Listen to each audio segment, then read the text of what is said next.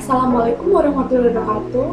Perkenalkan kami dari kelompok 4. Kami di sini akan melakukan presentasi mengenai anatomi ginjal. Sebelum melakukan presentasi, izinkan kami untuk memperkenalkan nama-nama dari anggota kelompok 4. Yang pertama ada Farah Khairunisa dengan NIM 212110101010. Yang kedua ada Tazkiyah Qurrata Aini dengan NIM 212110101115. Yang ketiga ada Tias Nirmalasari dengan NIM 212110101156. Yang keempat ada Intan Khairunisa dengan NIM 212110101166. Dan yang kelima ada Sofia Nurhanifah Salsabila dengan NIM 212110101198. Oke, baik. Pertama saya akan menjelaskan bagian korteks dalam ginjal. Dalam korteks terdapat badan Malpighi. Badan Malpighi mengandung glomerulus yang diselubungi oleh kapsula Bowman. Glomerulus berupa anyaman pembuluh kapiler darah, sedangkan kapsula Bowman berbentuk cawan, berdinding tebal, dan mengelilingi glomerulus. Kemudian, korteks ginjal ini juga menjadi tempat pembuluh darah serta memproduksi hormon eritropoietin. Fungsi utama glomerulus adalah sebagai penyaring filtrasi cairan darah, sedangkan kapsula Bowman berfungsi mengalirkan darah ke tubulus renalis. Di dalam struktur sel ginjal inilah zat limbah dalam darah disaring. Jadi di sini saya akan menjelaskan mengenai saluran nefron yang terdiri dari tubulus contortus proximal dan juga tubulus contortus distal yang terdapat di dalam korteks ginjal. Untuk yang pertama yaitu tubulus contortus proximal yang berfungsi sebagai reabsorpsi, yaitu penyerapan kembali bahan-bahan yang diputuskan untuk dibuang tetapi masih diperlukan. Misalnya reabsorpsi air, reabsorpsi zat tertentu, dan juga reabsorpsi zat yang penting bagi tubuh. Lalu yang kedua adalah tubulus contortus distal.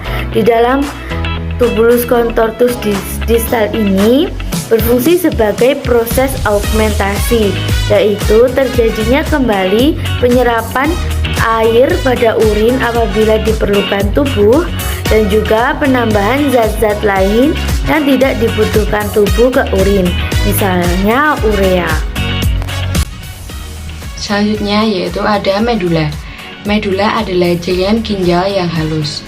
Fungsi medula pada ginjal adalah tempat penyaluran hasil penyaringan urin dari tubulus contortus proximal ke tubulus contortus distal.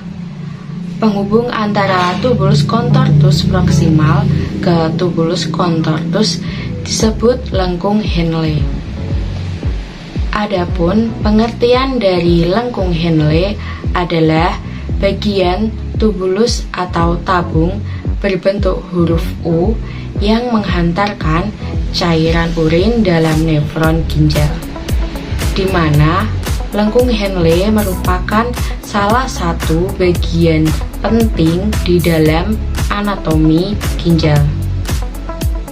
Bagian organ ginjal ini secara umum berfungsi melakukan reabsorpsi atau penyerapan kembali nutrisi dari cairan urin.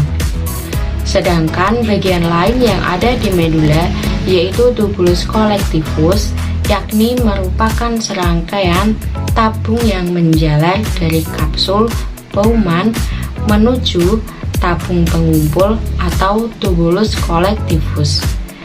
Dan fungsi dari tubulus collectivus adalah untuk menyerap kembali air, glukosa, dan elektrolit, yaitu seperti natrium, klorida, dan kalium di dalam darah untuk digunakan oleh tubuh. Nah, selanjutnya ada pelvis ginjal. Pelvis ginjal atau biasa disebut renal pelvis ataupun pelvis renalis merupakan bagian ginjal yang terletak di lapisan terdalam ginjal. Nah, pelvis ginjal ini berbentuk corong yang berfungsi sebagai saluran penghubung antara ginjal dan kandung kemih. Nah, pelvis ginjal ini terdapat dua bagian. Yang pertama yaitu kalises dan yang kedua yaitu hilum. Nah, kalises atau kalis ginjal merupakan bagian terbesar yang terdapat di dalam pelvis ginjal. Bagian ini merupakan bagian pertama yang mengumpulkan cairan tubuh atau urin sebelum disalurkan ke kandung kemih. Lalu yang selanjutnya ada hilum. Hilum merupakan lubang kecil yang terdapat di tepi bagian dalam ginjal atau berada di ujung pelvis ginjal yang strukturnya melengkung. Hilum ini berfungsi untuk membuang atau membawa urin dari pelvis ginjal menuju kandung kemih. Nah, karena membawa urin ke kandung kemih, maka melewati saluran yang bernama ureter. Nah, ureter itu adalah bagian dari sistem urinaria kita yang berbentuk menyerupai saluran pipa atau lubang.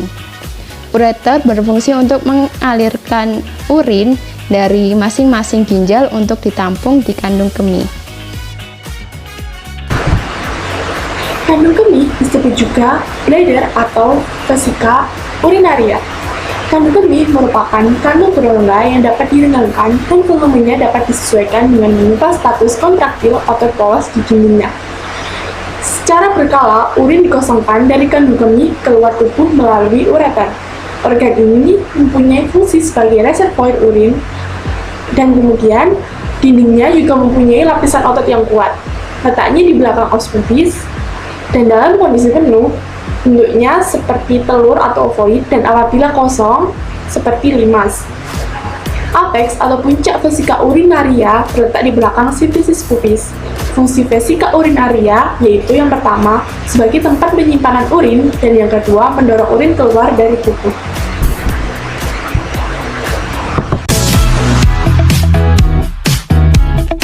Sekian pemaparan materi dari kelompok 4. Apabila ada kurang lebihnya kami mohon maaf. Terima kasih dan semoga bermanfaat.